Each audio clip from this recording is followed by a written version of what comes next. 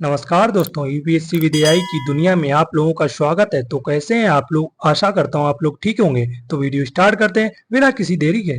इतिहास के पन्नों में कई महान वंशों की कहानियां लिखी गई हैं, लेकिन कुछ कहानियां ऐसी हैं जो रहस्य, रोमांचक और अद्वितीय से भरी हुई हैं। आज हम एक ऐसी ही कहानी लेकर आए हैं। यह है नंदवंश की कहानी।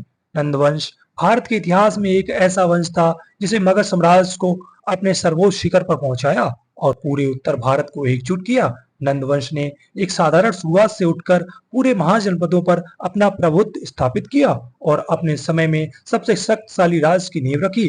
नंदवंश की कहानी सिर्फ सत्ता, शक्ति और विजय की नहीं है, यह षड्यंत्र, धोखे और अद्वितीय राजनीतिक कौशल की भी कहानी है। यह वंश वह आधारशिला बना जिस पर आगे चलकर चंद्रगुप्त मौर्य और मौर्य साम्राज्य का उदय हुआ। तो आइए नंदवंश की इस रोमांचक और प्रेरणादायक यात्रा पर चलते हैं और जानते हैं कि कैसे एक मामूली व्यक्ति का परिवार पूरे भारत पर छा गया। तो अब कहानी में आगे बढ़ते हैं, बात करते हैं नंदवंश की शुरुआत। नंदवंश की शुरुआत होती है एक व्यक्ति से जिसका नाम था महापद्म नंद।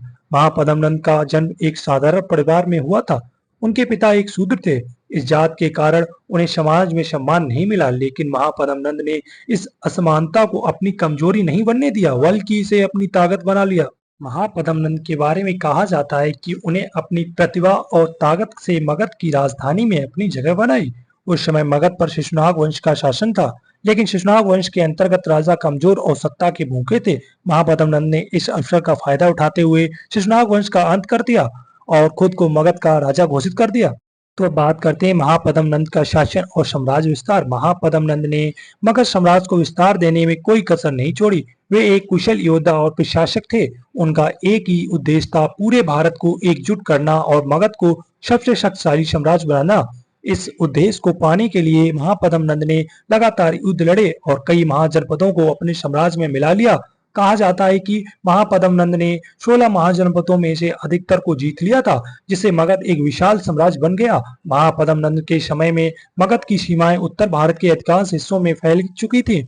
वे केवल एक योद्धा ही नहीं थे, बल्कि एक कुशल राजनेता भी थे। उन्होंने अपने दुश्मनों को हराने के लिए कूटनीतिक और चालाकी का भी सहारा लिया।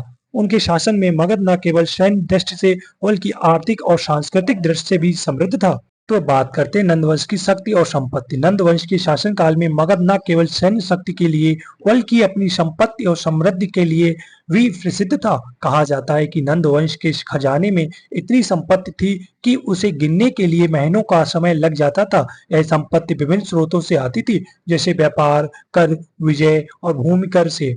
तो अब कहानी में आगे बढ़ते हैं, बात करते हैं नंदवंश का आर्थिक सुधार।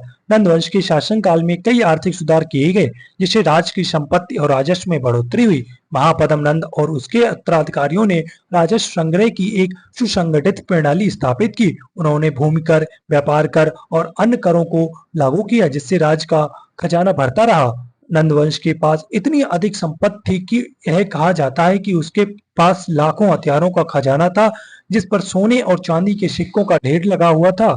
उसकी संपत्ति ने उन्हें न केवल सैन्य दृष्टि से मजबूत बनाया, बल्कि वे अन्य राज्यों के लिए बड़ा आर्थिक दबाव भी बन गए। तो अब कहानी में आगे बढ़ते हैं, बात करते हैं नंदवंश के अगले शासक की, घनानंद का शासन। महापद्म नंद के बाद उसके पुत्र घनानंद ने सत्ता संभाली। घनानंद का शासनकाल नंद वंश का चरम था, लेकिन यह अंततः उसके पतन का कारण भी बना। घनानंद को उसके पिता से एक विशाल और समृद्ध साम्राज्य विरासत में मिला था। घनानंद का नाम भारत के इतिहास में एक क्रूर और लालची राजा के रूप में दर्ज है। उसकी सबसे बड़ी कमजोरी उसकी असहनशील लालच थी। घनानंद ने अपने खजाने को भरने के लिए अत्यधिक कर लगाए और जनता पर अत्याचार किया। उसके अत्याचारों के कारण प्रजा में असंतोष फैलने लगा और राज्य के भीतर विद्रोह की आग भड़कने लगी। तो अब कहानी में आगे बढ़ते हैं, बात करते हैं सिकंदर और घनानंद का टकराव। घनानंद के शासनकाल में एक और महत्वपूर्ण घटना घटी, सिकंदर महान का भारत पर आक्रमण। लगभग 326 ईसा पूर्व में सिकंदर महान ने उत्तर पश्चिमी भारत पर आक्रमण किया और कई राज्यों को जीत लिया। सिकंदर ने जब भारत के अंदर प्रवेश किया तो उसका सामना घनानंद के विशाल मगध साम्राज्य से हुआ।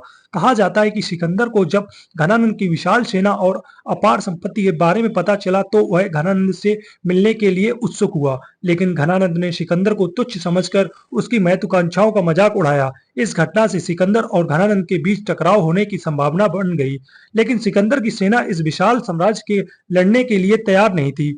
अंततः सिकंदर को भारत से लौटना पड़ा और मगध साम्राज्य अपनी जगह बरकरार रहा। तो अब कहानी में आगे बढ़ते हैं, बात करते हैं चाणक्य और घनानंद की दुश्मनी। घनानंद की क्रूरता और अत्याचारों से परेशान होकर मगध के एक महान विद्वान चाणक्य ने उनके खिलाफ विद्रोह करने की ठान ली। चाणक्य, जिन्हें कौटिल्य और विष्णुगुप्त के नाम से भी जाना जाता है, एक महान आचार्य और राजनीतिक रणनीतिकार थे। वे तक्षशिला विश्वविद्यालय के विद्वान थे और उन्हें राजनीतिक और अर्थशास्त्र पर अपनी प्रसिद्ध पुस्तक अर्थशास्त्र लिखी थी। घनानंद और चाणक्य की दुश्मनी की शुरुआत तब हुई जब चाणक्य ने मगध के दरबार में घनानंद से अपने अपमान का बदला लेने की शपथ ली। कहा जाता है कि चाणक्य को घनानंद ने अपने दरबार से अपमानित कर बाहर निकाला था और तभी चाणक्य ने कसम खाई थी कि वे घनानंद और उसके साम्राज्य को समाप्त कर देंगे। तो बात करते हैं नंदवंश का पतन और सबक। नंदवंश का पतन हमें यह सिखाता है कि केवल सैन्य शक्ति और अपार संपत्ति पर्याप्त नहीं होती, बल्कि एक सशक्त नेतृत्व, न्यायपूर्ण शासन और जनता का समर्थन भी आवश्यक होता है। घनानंद की लालच और अत्याचारों ने नंदवंश को पतन की ओर धकेला, जबकि चाणक्य और चंद्रगुप्त मौर्य की दूरदर्शिता ने मौर्य साम्राज्य की नींव रखी। तो दोस्तों, ये थी नंदवंश की अद्भुत और रहस्यमयी कहानी। तो आशा करता हूँ कि आप लोगों को मेरा वीडियो अच्छा लगा होगा। तो मिलते हैं एक नई वीडियो और एक नई कहानी के साथ। आप लोग मेरा चैनल सब्सक्राइब और लाइक और कमेंट करना ना भूलें। Thanks for watching. जय हिंद।